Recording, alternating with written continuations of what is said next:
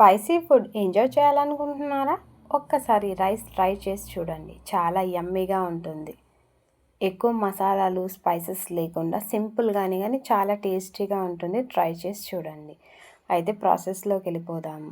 First ఒక కుక్కర్లో వండానండి నేను. కుక్కర్ పెట్టుకోండి. హోల్ గరం మసాలా, చెక్క, షాజీరా, లవంగ, ఇలాచి వేసుకోండి. తర్వాత పచ్చిమిర్చి, క్యారెట్, పొటాటో ఇవి వేసుకోండి. తర్వాత అల్లం పేస్టు, పసుపు వేసుకొని కొంచెం మగ్గేదాకా చూడండి. తర్వాత కొంచెం కొంచెం ఎక్కువగానే టమాటా తీసుకోండి.